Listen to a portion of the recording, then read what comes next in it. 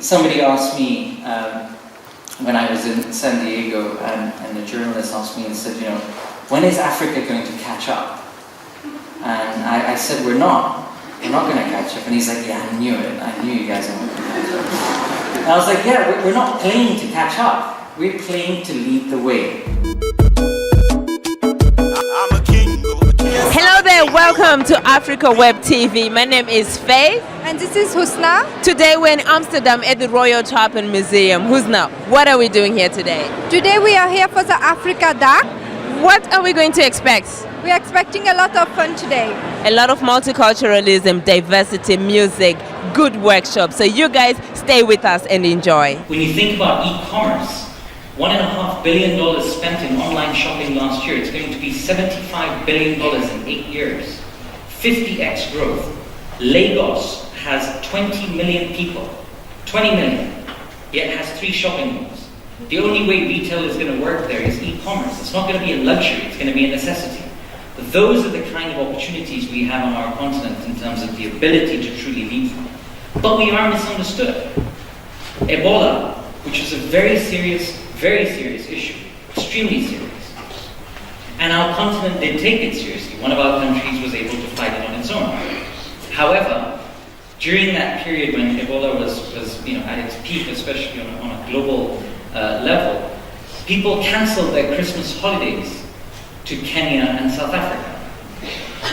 They didn't want to go to Mombasa and they didn't want to go to Cape Town because of Ebola. And people ended up going to London instead. What they forgot was that the epicenter of Ebola was closer to London physically than Kenya or South Africa. This is the issue that we face. Nigerian elections, we had peaceful, free, and fair democratic elections in Nigeria, but they weren't talked about. And do you know why they were not talked about? Because they were peaceful, free, and fair. And then the most difficult one for me, which I'm still grappling with, and I'm sure a lot of you have views on this, but I still don't understand, is that Kenya sent troops to fight global terrorism. They sent troops to Somalia to fight global terrorism. And as a reaction to that, one of the shopping malls in Kenya was attacked. And that shopping mall was attacked, and every country, every Western country particularly, put a travel ban, a travel alert, saying don't go there, it's dangerous. France had a similar issue, a similar time period. And the whole world flew there, the leaders flew there, walked the streets and stood in solidarity. I don't get it. Are our lives valued according to the GDPs of our countries? I still don't get it. And this is where we are misunderstood. It is so important that we start shifting the narrative.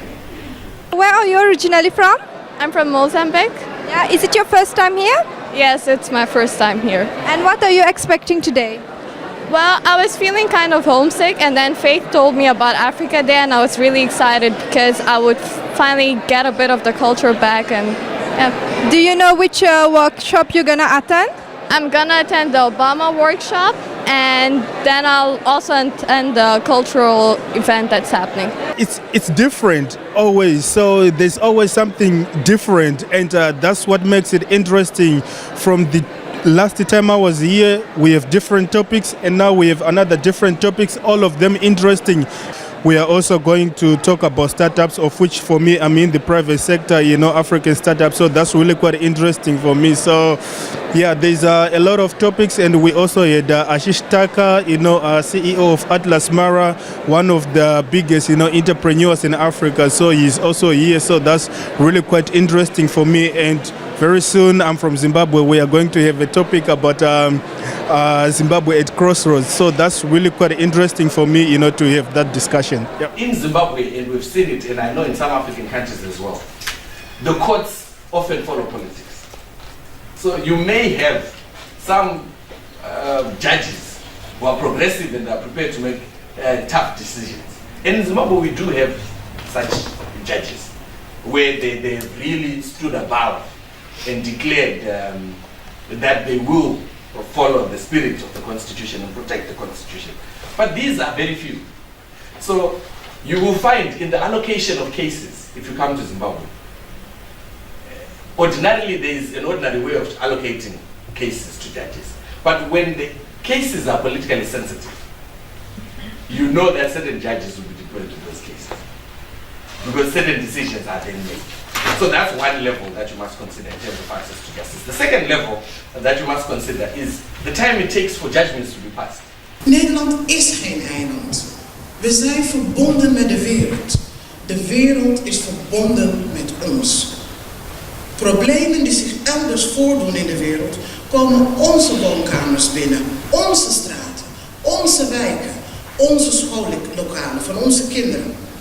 Daar komen ze binnen. De oplossingen voor die problemen liggen dan ook in de wereld, niet alleen in Nederland. Dat betekent dat we in Europa gezamenlijk moeten optrekken, met elkaar en de rest van de wereld. Dus ook met Afrika. En die samenwerking kan alleen succesvol zijn als het op gelijkwaardigheid en solidariteit is gestoeld. Het mag niet zo zijn dat wij Afrikaanse leiders en de landen en hun bevolking de les leren, hun zeggenschap op gezamenlijke oplossingen ontzeggen, simpel en alleen omdat wij een dikkere portemonnee hebben. I'm liking it very much. It's the vibe is good. The vibe is very good. Yeah. And for you? It's very, very nice, very inspiring, very nice people together, and good vibe. Yeah. So one thing I realized is that I come here and I see a lot of African people. I'm from Angola, and I see a lot of African people that I do not identify with. They're so different because of their culture, and it's very interesting, you know, because I think Africa, we're all the same, we're all one. But it's not true, and that makes me curious to visit Ghana or to visit Kenya or to visit Mauritius Islands, you know? Yeah. So my perspective about Africa, I do not have one, but about Southern Africa, which is where I come from, yeah, I think it's an interesting future. And when the Zuma and Mugabe, everyone leaves the office, it's going to be great. What about you? Well, I visited Africa, like East Africa and South Africa. And I fell in love with a lot of cultures, and as he said already, I thought Africa was one, but when I came there, I saw that even in one country you had like 150 tribes, you know, with their culture, their food, and it was inspiring me a lot. But everything that I saw there was inspiring me. Really enjoying it actually. It's not what I expected, but it's been good so far, I think so. Yeah, and for you? Yeah, I'm really impressed by the whole event and I really enjoy it so far. Yeah. And what was your expectation for today? Well, we came here to present our pitch for the Food Connection Challenge, which looks at post-harvest losses in Ghana. And, you know, we were just kind of thinking we'd be pitching in front of a small audience, but then we got here and it's this amazing building, and it's been a really interesting day for us to do this. There is a group that does not need government to fund. That is the people that are doing well. However, you don't want them to be exploited. They can go to the private institutions, but of course you have to regulate, you have to make sure that the doctors and all that, we have a vibrant medical, regulation, and also for the drugs and poisons and what board and all that. All that government is in. But again, the private sector, in terms of how the other part of the government, the institutions, is growing. And it is true that it is sometimes easier to go to a Catholic St. Teresa hospital where you get everything, because in every local area, you know the common diseases. There are areas that have malaria. There are areas that, so sometimes you find it is easier actually to go and see a doctor in that institution, get the treatment and get the medication and go home within your locality than probably go to the town, to a public institution where you do some tests and then you have to go to another place for the medication, and sometimes it is not there. What we are trying to do is to have these institutions, the bigger ones, as referral hospitals. So that if you can get simple treatments for simple issues in the locality you are, dispensaries and faith-based organizations, then you, for issues that now need more treatment, more attention, you can go to the county, and if you really, the county hospital cannot deal with that, then you can go to to the other hospitals. Hi, I'm Sarah. I'm from Western Sahara. Western Sahara is Africa's last colony. We're actually under the occupation of Morocco. We've been fighting for independence for over 40 years. This is a step to show Holland that we exist, because the support of a country as big as Holland would be very, very important in our cause. So them knowing that we exist, that we have a voice, them knowing that human rights are being violated every day will definitely help them realize that it's time to step up. Yeah. They say they're all about freedom and about human rights. Show us. Yeah. We're waiting for you, Holland. Let's go. Yes.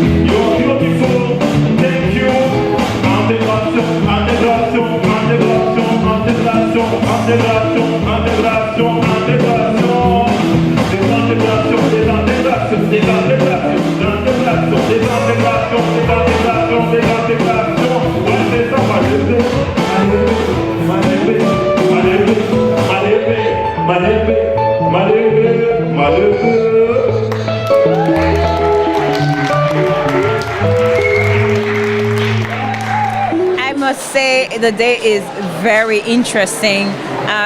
The visitors are very diverse. You have people from private sector just like me, people from governments, from NGOs, students. I think it's a very rich day for everyone to get information, because I think the reason that Africa is still suffering from a bad image, events like Afrikadag contribute to the rebranding of Africa, to showing what people don't get to hear on the news, because maybe it's not that sensational, but they get to hear that here, and they get the opportunity to meet people that are also working on the continent, trying to cooperate. And I mean, I can see that cooperations also evolve from an event such as Afrikadag, and that people also leave pretty much inspired. Yeah. Are you from Africa yourself? Of course, I'm from Cameroon. Ah, that's nice. Thank you so much for talking with us. Thank you for having me. Enjoy the rest of your day. Thank you. What were your expectations today as compared to other years?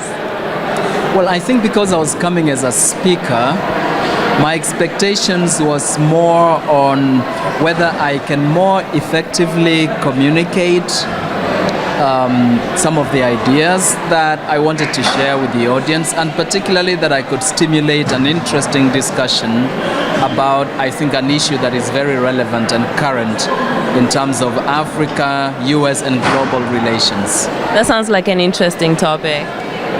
Yes, it was. We were talking about Africa's legacy, Obama's legacy in Africa, because of the links that Obama has with Africa and the expectations that accompanied his election back in 2008. It was an interesting moment to look back and look at his record vis-a-vis those expectations and try to assess whether he lived up to those expectations, if he did, how, and if he didn't, why. In terms of the ownership of land in Rwanda, the land rights. This is a very, very important issue. How women can be owner from of property owner or a land owner, and this was not before. And this is very important because if a woman she doesn't need a permission of her husband to sign a contract, for instance, to open an account or to start a business. So this is how the change is happening, despite those patriarchy factors that are everywhere. I used to give that kind of discussion of workshop in different nationalities. Among Africans as well, they are still resistant. They say, okay, we understand all those laws, all those But you know, we have the culture, African culture, but I don't agree, because the culture is also moving. It's not a stable one, it's dynamic. So we are making the culture. So this is how Rwanda is making a new culture. Thank you. Thank you, Justine. I think it's a nice program too. Yeah. And have you attended some lectures? Yeah. Which one was your favorite? Well, we only went to one so far. We went to a workshop about what was it? The journey to gender equality in Rwanda. Yeah.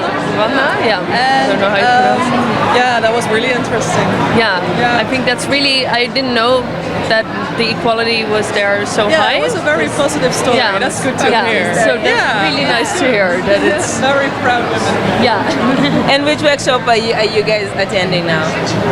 I'm going to go to gender in finance. Yeah. So I don't know what to expect. No, me neither. I'm doing the same, and I subscribed for it when I still didn't know the subject, and I only knew the FMO was doing it. Yeah. So I'm gonna be surprised, I hope. Women are more risk averse than men. They are less quickly inclined to think of growing their business. Even in the Netherlands, I don't know if you're familiar with Carmijn Kapitaal. Carmijn Kapitaal is a private equity fund of 3 ladies that left the Zuidas, the big banks there, to seek out businesses in the Netherlands led or co-led by women and talk to them about growing their business. Because they see that as an important niche, but they have a hard time convincing these women that growth is possible and a good thing for their business. Women do tend to solve societal problems with their businesses. Per definition, women start a business to solve a problem and then make money. Men think hard on how they can make money by solving a problem. Hi guys, welcome back to Africa Web TV. Right now I'm with the director of FMS. Hi and welcome to Africa Web TV. Hi, thank you for being here. Thank you. As FMS, you organized this whole event. Can you tell us more about it this year? Yeah. Well, the Africaday is a traditional event. We organize it every year, I think now for the past 25 years. And I think it's the annual day where we celebrate diversity and where we discuss, debate, see cultural manifestations and in order to celebrate the African continent. Yes. And for how long has Africaday been running? How many years now? I guess already 25 years. Oh, that's a lot. But I've been responsible for 5 years. Yes. And so this is my 5th. It's also an anniversary, actually. Oh, okay. And has your expectations for today been met? I guess so, yes. Yeah. We have a full house. We have look around. There's so many people around, and I think all the small programs are sold out. So it's very busy everywhere. Yes. And I guess good food, friendly people. Definitely good food. Good music will follow. So, So do you approach the organizations or the organizations approach? Sometimes we approach them. Most of the times they approach us. Okay. Yeah. All right. I won't take much of your time. Thank you so much for talking with us. Thank you very much for Africa Web TV to be here. Thank you for inviting. We take this for granted sometimes, but as a continent, we are so patriotic as a continent. And I'll give you a simple example. When Ghana was playing in the World Cup, I was in Zambia. And Ghana, a West African country, Zambia, a Southern African country, and in Zambia, there were Ghanaian flags everywhere. And let's be honest, I mean, if I came to the Netherlands and England was playing in the World Cup, I don't think I'd see one England flag. So we are very patriotic, but at the same time, we're pitching the Africa story, but then East Africa wants you to invest in East Africa, West Africa wants you to invest in West Africa, and as a result, our countries are competing with each other to become that investment destination. Within East Africa, Kenya wants to be the hub, Rwanda wants to be the hub, Uganda wants to be the hub, but what this has resulted in is a better investment climate, an easier place to do business, because we're all competing for the ultimate end result of the investment within our countries. But as a whole, we're singing the same story, which is really, really important. So thank you so much, and I really, really appreciate being here, and I look forward to seeing you all on our continent. Thank you.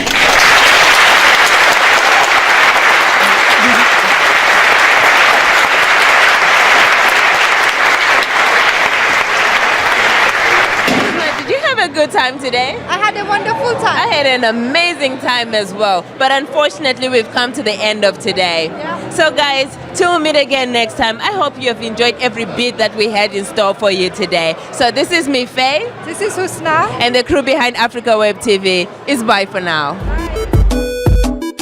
I'm a king, yes, I'm a king. I think I'm a king. What I am is of my mindset. Yo, I'm in control, no drive test. I love the person in the mirror, if you like, vex. Body lotion, I feel myself. Don't be a hater, it's something part of my nature. Just keep your ears open while I paint the perfect picture. I'm not trying to be a preacher, go ahead and ask your sister. Only once I F with her, she wants me to be her mister. I'm ambitious, so I left her behind.